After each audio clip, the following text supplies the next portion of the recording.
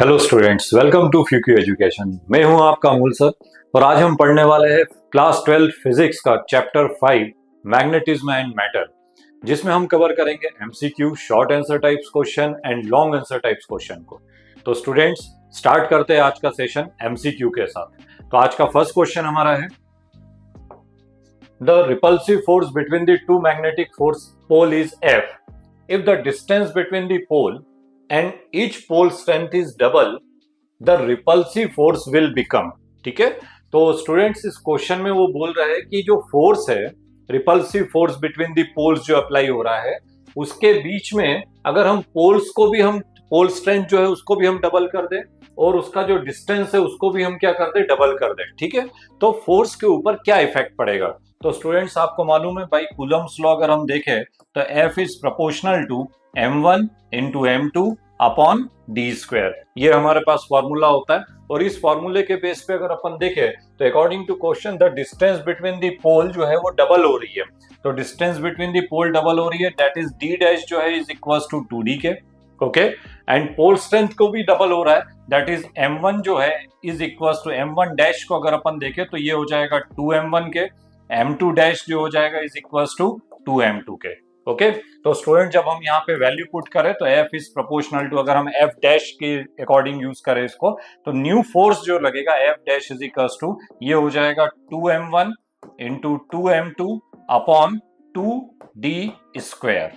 ठीक है, 2 का स्क्वायर करेंगे 4 और ऊपर भी 4 से ये कैंसिल हो जाएगा, that is F dash is proportional to m1 into m2 upon d square के। 4 and 4 कैंसिल आउट हो जाएगा। और स्टूडेंट आप देख रहे हो ये पूरी वैल्यू किसके इक्वल है, F के इक्वल है, that is F dash is equals to F। ठीक है, दैट इज फोर्स के ऊपर कोई इफेक्ट नहीं पड़ेगा। जो बाद का फोर्स है और इनिशियल फोर्स जो है वो दोनों की वैल्यूज कैसी रहेंगी, सेम रहेंगी। ठीक है, तो दैट इज हमारे पास आप देख रहे हो यहाँ पे 4 ऑप्शन है। First option is 2F, second option is B F/2, C वाला है F/4 एंड D वाला है F के। तो करेक्ट ऑप्शन जो रहेगा हमारे पास ऑप्शन नंबर D F के। फोर्स के ऊपर कोई इफेक्ट नहीं पड़ेगा। ठीक है, अब हम चलते हैं हमारे नेक्स्ट क्वेश्चन की ओर। Question number 2, the magnetic needle of length 2L, magnetic moment capital M and the pole strength is small m is divided into 2 equal parts from the mid point. Student बहुत important question है और इस type के question आपको exam में हमेशा देखने को मिलेंगे और अलग अलग वेराइटीज के क्वेश्चन है। Short answer type and long answer type question में भी इस टाइप के क्वेश्चंस को हम डिस्कस करेंगे। तो अभी ये जो एमसीक्यू में ये जो क्वेश्चन है इसमें वो बोल रहा है कि एक मैग्नेट है, सपोज करिए कि ये एक मैग्नेट है और इसका जो पोल स्ट्रेंथ है यहाँ पे is equals to m। Pole strength किसके इक्वल है, m के, and the distance between the two pole is equals to 2L के, जो इफेक्टिव लेंथ है इज इक्वल्स टू 2L के। इसको मिड पॉइंट से 2 पार्ट्स में कट कर दिया। मैग्नेट को हमने यहाँ से 2 पॉइंट्स में क्या कर दिया, कट कर दिया। तो स्टूडेंट्स आपको देख के ही समझ में आ रहा है कि जब हम इसको यहाँ से बीच में से कट करेंगे तो पोल स्ट्रेंथ जो है वो उसके ऊपर कोई इफेक्ट नहीं पड़ेगा, पोल स्ट्रेंथ जो रहेगा वो सेम रहेगा। बट स्टूडेंट्स आप देख रहे हो कि जो इफेक्टिव लेंथ है वो आधी हो जाएगी, हाफ हो जाएगा, 2L जो है वो हाफ के इक्वल हो जाएगा। ठीक है, तो जो मैग्नेटिक मोमेंट का फॉर्मूला होता है, magnetic moment m is equals to होता है स्मॉल m इंटू 2L के। ओके, तो स्मॉल m तो सेम है, पोल स्ट्रेंथ तो सेम है, बट इफेक्टिव लेंथ क्या हो गया, हाफ हो गया। और जब इफेक्टिव लेंथ हाफ हो जाएगा तो जो हमारा न्यू मैग्नेटिक मोमेंट होगा वो भी इनिशियल मैग्नेटिक मोमेंट का कितना हो जाएगा, हाफ हो जाएगा, बिकॉज ये मल्टीप्लाई में है। इसको अगर हमने हाफ कर दिया, 2L हाफ हो रहा है, तो जो न्यू मैग्नेटिक मोमेंट है वो भी क्या हो जाएगा, हाफ के इक्वल होगा। तो पोल स्ट्रेंथ सेम होता है बट मैग्नेटिक मोमेंट जो है वो क्या हो जाएगा, 1/2 हो जाएगा। ठीक है, तो स्टूडेंट्स आप देख रहे हो हमारे पास 4 ऑप्शंस है।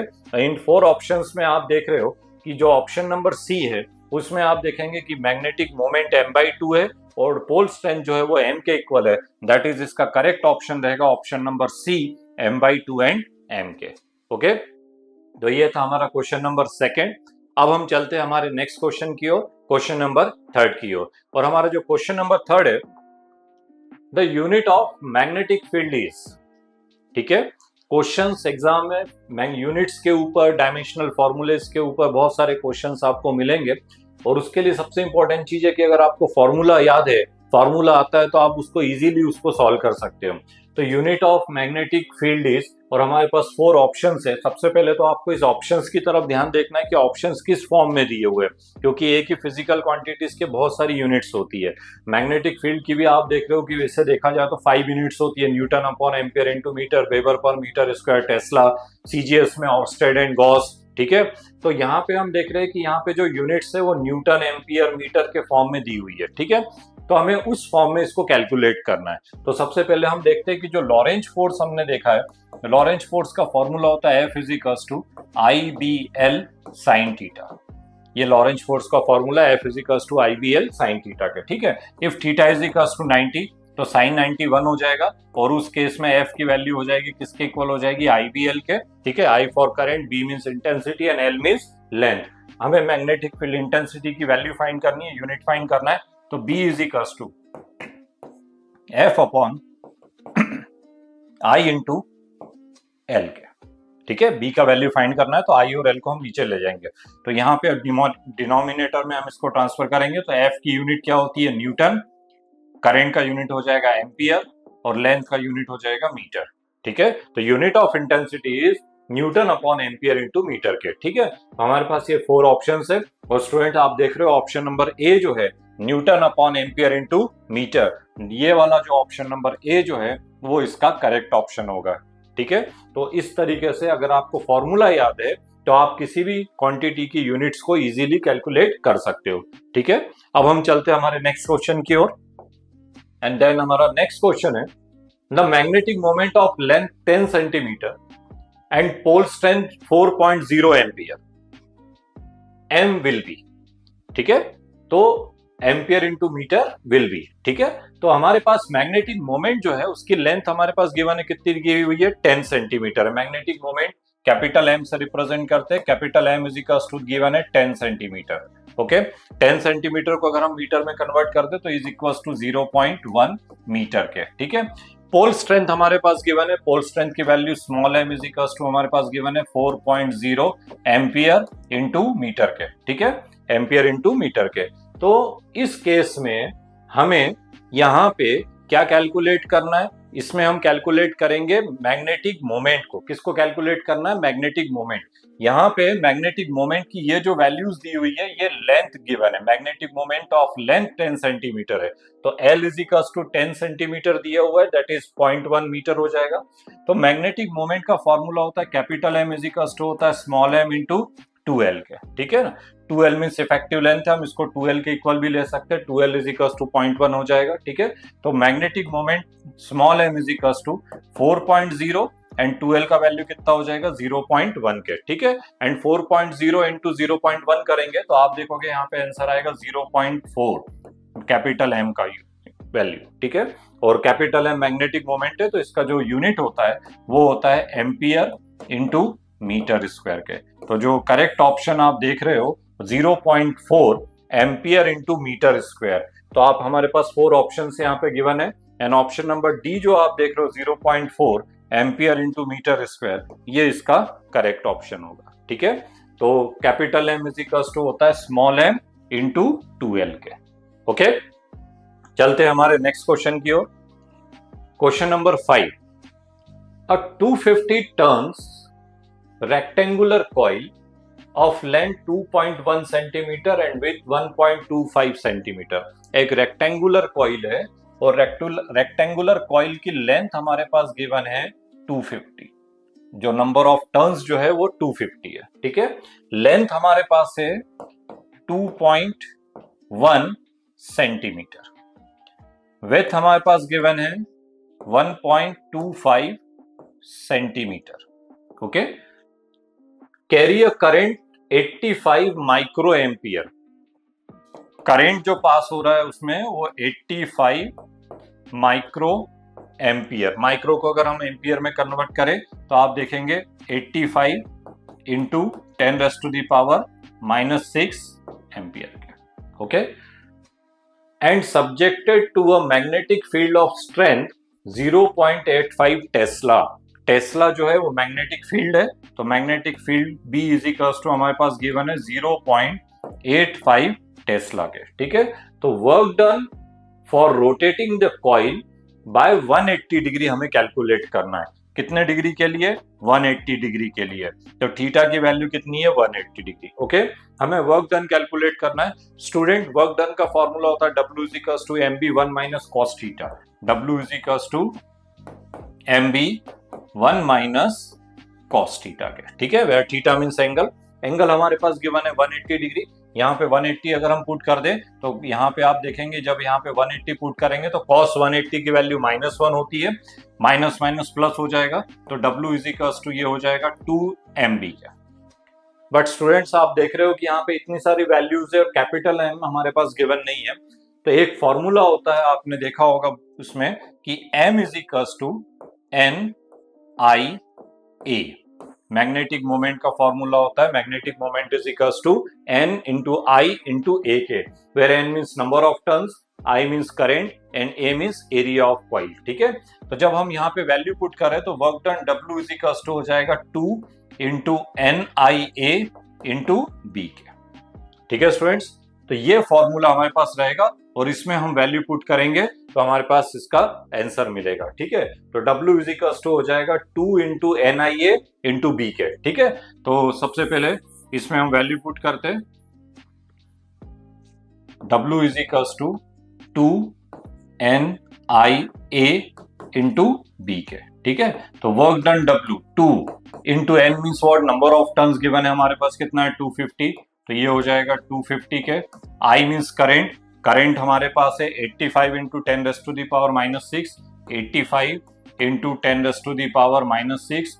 Area of coil, area of coil के लिए आप जानते हो एरिया इज इक्वल्स टू होता है लेंथ इंटू ब्रेथ के, तो ये लेंथ इंटू ब्रेथ है, बस सेंटीमीटर में तो उसको मीटर में कन्वर्ट करना पड़ेगा, ये जरूर ध्यान रखिएगा। तो यहाँ पे जब इंटू में हम देखेंगे तो ये हो जाएगा 2.1 इंटू 1.25 इंटू 10 की पावर -4, ठीक है ना। -4 क्यों किया? बिकॉज इस सेंटीमीटर को हमने कन्वर्ट कर दिया काय में, मीटर में, एरिया है तो डबल इस पावर में जाएगा, ठीक है। इंटू बी का वैल्यू हमारे पास गिवन है, यहाँ पे लिख देते हैं, बी का वैल्यू हो जाएगा 0.85 टेस्ला। ओके स्टूडेंट्स, और जब आप इस पूरे को कैलकुलेट करेंगे तो आपको जो फाइनल आंसर आएगा वो आएगा 9.1। W is equals to 9.1 into 10 की पावर -6, और वर्क डन का यूनिट क्या होता है? जूल के। ओके, तो जब पूरा कैलकुलेशन करके आप जो फाइनल रिजल्ट रहेगा 9.1 इंटू 10 की पावर -6 जूल के। बट आप ऑप्शंस देख रहे हो यहाँ पे जो ऑप्शंस है उसमें जो आंसर है वो माइक्रो जूल में गिवन है, ठीक है। तो माइक्रो जूल में कन्वर्ट करने के लिए अभी हमने बताया था, जैसे ये करंट माइक्रो एम्पियर था तो 10 की पावर -6 एम्पियर किया था, तो अगेन इसको माइक्रो में कन्वर्ट करना है तो -6 को यहाँ से रिमूव करना पड़ेगा, तो work done W is equals to 9.1 micro into joule के, माइक्रो इंटू जूल के, ठीक है। तो यहाँ पे वर्क डन की अगर हम वैल्यू कैलकुलेट करी तो यहाँ पे आप देख रहे हो ऑप्शन नंबर जो ए है वो इसका करेक्ट ऑप्शन है, 9.1 माइक्रो इंटू जूल के, ठीक है। तो इस तरीके से इस क्वेश्चन को हम सॉल्व करेंगे, ठीक है। चलते हैं हमारे नेक्स्ट क्वेश्चन की ओर। Question number 6, a wire of length L metre carrying a current I ampere is bent in form of a circle. एक वायर आपके पास गिवन है इस तरीके से, ये एक वायर है, ठीक है, और इस वायर की लेंथ कितनी है? L है, और इसमें करंट जो पास हो रहा है किसके, कितने एम्पियर का करंट पास हो रहा है? I एम्पियर करंट पास हो रहा है, ठीक है। इसको bent in form of a circle, इसको हमने बेंड करके सर्कल के फॉर्म में कन्वर्ट कर दिया। सर्कल के फॉर्म में कन्वर्ट करने का मतलब होता है कि ये इस तरीके से, ये यहां से यहां तक ये कन्वर्ट कर दिया, तो लेंथ तो सेम ही रहेगी, करंट भी सेम रहेगा, बट हम सेमी सर्कल के फॉर्म में जब इसको कन्वर्ट करेंगे, ठीक है, इन form of a circle, circle के फॉर्म में कन्वर्ट कर रहे हैं, तो सर्कल के फॉर्म में कन्वर्ट करेंगे तो इस तरीके से पूरा ये कन्वर्ट हो रहा है, ठीक है। तो आप देखोगे ये जो करंट है L लेंथ की वायर है और उसमें करंट कितना पास हो रहा है? I एम्पियर करंट पास हो रहा है, ठीक है। अब आप देखोगे इसको हमने कन्वर्ट कर दिया किस फॉर्म में? सर्कल के फॉर्म में, ठीक है। तो ये जो वायर थी इसको हमने कन्वर्ट कर दिया इस तरीके से, ये सर्कल के फॉर्म में, ठीक है। और सर्कल का जो सरकमफेरेंस होता है इज इक्वल टू होता है 2 pi r, circumference of circle is equal to 2 pi r के, ठीक है। दैट इज L जो है वो इक्वल होगा किसके? 2 पाई आर के, ठीक है। हमें कैलकुलेट करना है it's magnetic moment will be, magnetic moment की वैल्यू को हमको क्या करना है, कैलकुलेट करना है। ठीक है, तो स्टूडेंट्स हमारे पास magnetic moment m is equals to, अभी प्रीवियस क्वेश्चन में हमने देखा था फॉर्मूला होता है n into I into A के। ठीक है, नंबर ऑफ टर्न्स कितना है, सिंगल है तो n की वैल्यू 1 हो जाएगी, तो ये हो जाएगा i इंटू ए के। तो capital M is equals to कितना होगा, i into A, where a means what, area. तो area m is equals to हो जाएगा i into pi r square. Circle के फॉर्म में कन्वर्ट करेंगे तो इसका एरिया जो होगा किसके इक्वल होगा, i into pi r square के। ठीक है, इस वाले फॉर्मूले से L इज इक्वल्स टू किसके इक्वल है, 2 पाई आर के। L is equals to 2 pi r के इक्वल है, तो R is equals to L upon 2 pi. यहाँ पे L की वैल्यू पुट करेंगे तो capital M is equals to I into pi into R की जगह पे हम वैल्यू पुट करेंगे L अपॉन 2 पाई का होल स्क्वायर। ठीक है स्टूडेंट्स, तो capital M is equals to I into pi L square upon 4 pi square के। स्क्वायर से ये पाई जो है वो कैंसिल आउट हो जाएगा। ठीक है, और जब आप इसको मल्टीप्लाई करेंगे तो हमारे पास फाइनल आंसर रहेगा m is equals to I L square upon 4 pi के। कैपिटल M का जो वैल्यू रहेगा वो किसके इक्वल रहेगा, आई एल स्क्वायर अपॉन 4 पाई के। ठीक है, तो स्टूडेंट्स आप देख रहे हो हमारे सामने 4 ऑप्शंस यहाँ पे दिए हुए हैं, और इस ऑप्शन में आप देखेंगे कि ऑप्शन नंबर जो बी है, आई एल स्क्वायर अपॉन 4 पाई। ठीक है, तो ये जो है इसका करेक्ट ऑप्शन रहेगा। ठीक है, तो किसी भी वायर, एक सिंगल स्ट्रेट वायर है, उसको टर्न करके हमने काय में कन्वर्ट कर दिया, सर्कल में कन्वर्ट कर दिया, तो जो मैग्नेटिक मोमेंट होगा वो इक्वल होगा आई into L square upon 4 pi के। ठीक है, तो चलते अब हमारे नेक्स्ट क्वेश्चन की ओर। हमारा जो नेक्स्ट क्वेश्चन है, a bar magnet of length 3 centimeter has point A and B along its axis at distance of 24 centimeter and 48 centimeter on the opposite sides. Ratio of magnetic field at this point will be। ठीक है, एक bar magnet आप देख रहे हो इस diagram में, S और N जो है उसके पोल्स है, और ये एक बार मैग्नेट है, और उसके अपोजिट साइड में 2 पॉइंट्स हमने कंसीडर किए A एंड B। ए का जो डिस्टेंस है बार मैग्नेट के साथ वो 24 सेंटीमीटर है, और बी का जो डिस्टेंस है वो किसके इक्वल है, 48 सेंटीमीटर के। ओके स्टूडेंट्स, ठीक है, तो हमें रेशियो ऑफ मैग्नेटिक फील्ड को क्या करना है, फाइंड करना है। सबसे पहली चीज, जो सबसे इंपॉर्टेंट चीज है कि आप देख रहे हो कि मैग्नेट के साथ ये जो दोनों पॉइंट्स है सेम सिंगल एक्सिस पे है, और एक्सिस पे रहेगा तो जो एक्सिस पे जो इंटेंसिटी होती है इसको बोला जाता है एक्सियल पोजीशन और एंड ऑन पोजीशन। हम इसके शॉर्ट आंसर टाइप जब क्वेश्चंस को डिस्कस करेंगे उस टाइम पे इसकी बात करेंगे, इस लॉन्ग आंसर टाइप क्वेश्चंस में and short answer type questions में। तो जो स्ट्रेट लाइन में जब हम देख रहे हैं तो इसको बोलते हैं एक्सियल पोजीशन, और एक्सियल पोजीशन के लिए जो मैग्नेटिक फील्ड होती है उसका फॉर्मूला होता है B is equals to mu naught upon 4 pi 2m upon d cube. ठीक है, तो एक्सियल पोजीशन का जो फॉर्मूला होता है वो होता है B is equals to mu naught upon 4 pi 2m upon d cube. इस केस में मैग्नेटिक मोमेंट सेम है, मैग्नेट दोनों केस के लिए सेम रहेगा, ओनली डिस्टेंस जो है वो यहाँ पे चेंज हो रही है।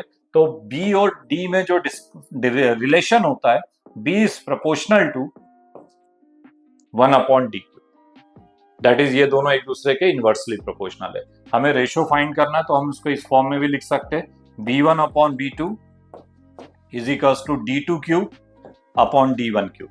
ओके, D2 क्यूब मीन्स हम सपोज करो कि ये D1 के इक्वल है और ये जो 48 है ये D2 के इक्वल है, तो यहाँ पे हम वैल्यू पुट करेंगे 48 का whole cube upon 24 whole cube. 24 and 48 को हम डिवाइड करें तो 2 टाइम्स जाता है, और 2 का 3 टाइम्स 2 इंटू 2 इंटू 2 करेंगे तो B1 upon B2 is equals to 8 के।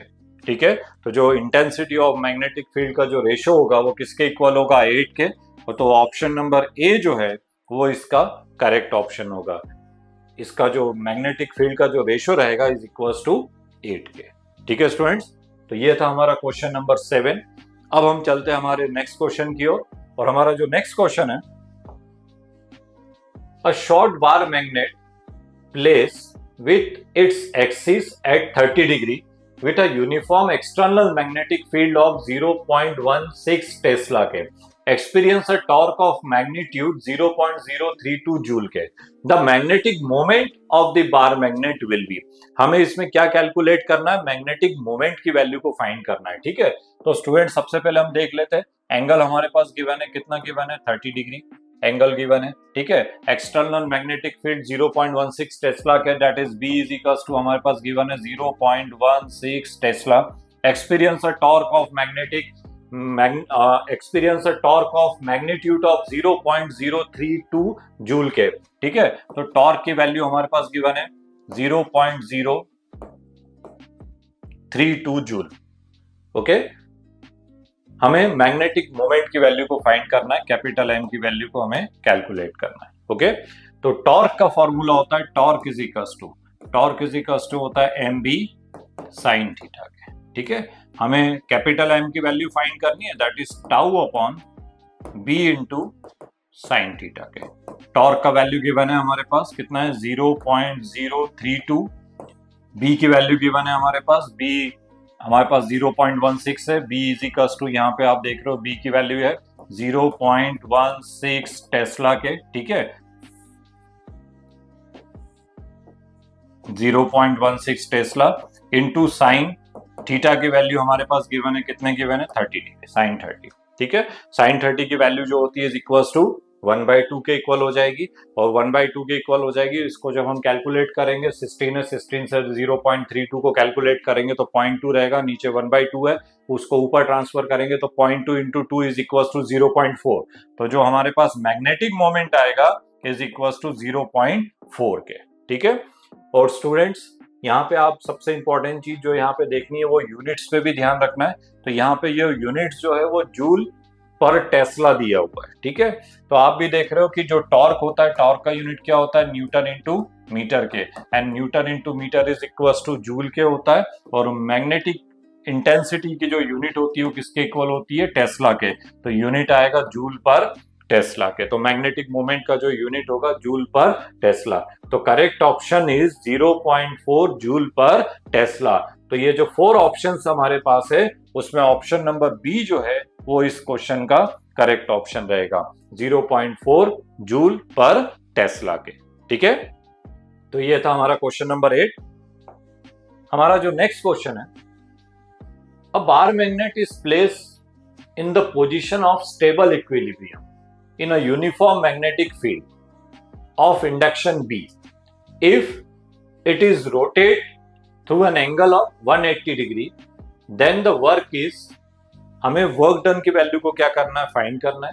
किस केस में कैलकुलेट करना है, स्टेबल इक्विलिब्रियम में था और उसको हमने 180 डिग्री उसको क्या कर दिया, रोटेट कर दिया. ठीक है, तो जब स्टेबल इक्विलिब्रियम का मतलब होता है, स्टूडेंट याद रखेंगे, स्टेबल इक्विलिब्रियम जब भी आएगा, स्टेबल और अनस्टेबल, तो आप देखेंगे थीटा 1 जो रहेगा स्टेबल इक्विलिब्रियम में जब हम कैलकुलेट करते हैं तो थीटा 1 की जो वैल्यू रहेगी इज इक्वल्स टू 0 डिग्री. ठीक है, और कितने डिग्री हमें रोटेट करना है, 180 डिग्री.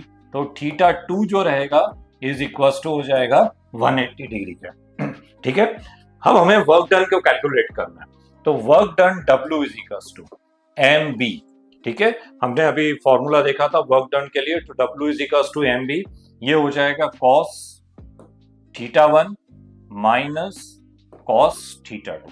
वर्क डन का जो फॉर्मूला होता है MB cos theta 1 minus cos theta 2 के. ठीक है, इस वाले इसमें हम वैल्यू पुट करेंगे तो W is equals to MB cos theta 1 की वैल्यू 0 पुट करेंगे, cos थीटा 2 की वैल्यू 180 पुट करेंगे. ठीक है, cos 0 की वैल्यू 1 होती है, cos 180 is equals to -1, minus minus 1 हो जाएगा, 1 + 1 2 हो जाएगा. तो work done W is equals to 2 MB के. ठीक है, तो जो वर्क डन होगा इज इक्वल्स टू 2 MB के. तो स्टूडेंट्स हमारे पास 4 ऑप्शंस है और इस 4 ऑप्शंस में ऑप्शन नंबर बी जो है वो इसका करेक्ट ऑप्शन रहेगा 2 MB के.